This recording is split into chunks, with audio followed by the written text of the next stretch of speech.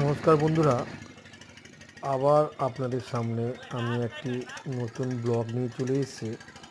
আজকের ব্লগটি হচ্ছে ফারাক্কা গঙ্গা নদীর উপরে যে দ্বিতীয় ব্রিজটি তৈরি হচ্ছে সেই ব্রিজ নিয়েই আজকে আপডেট দেব। কতটা তৈরি হলো এবং আরও কতদিন সময় লাগবে সে সম্পর্কে। আপনারা দেখতে পাচ্ছেন এখানে এক সাইডে প্রায় আপনার কাজ শেষের দিকে, আর এক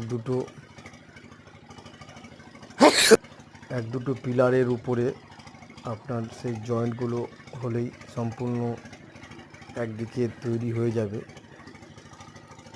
দেখেন, আপনাদেরকে আমরা নিয়ে যাচ্ছি আস্তে আস্তে। এখানে কয়েকজন আমার বন্ধুবান্ধব, দাদা, আত্মীয় স্বজন আছে, তারা ঘুরতে গিয়েছিল, তো তারাই আমাকে ভিডিওটি বানিয়ে দিয়েছে।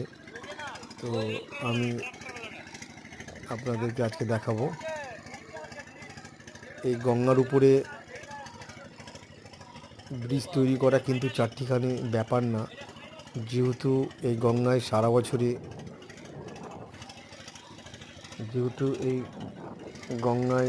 সারা বছরই জল থাকে এবং জলের একটা স্রোতও থাকে।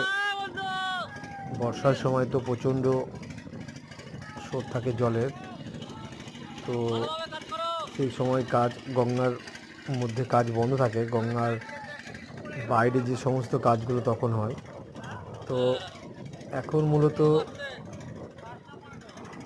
পাইলিংয়ের প্রায় কাজ শেষ হয়ে গেছে, এখন আপনার উপরের কাজগুলো হচ্ছে।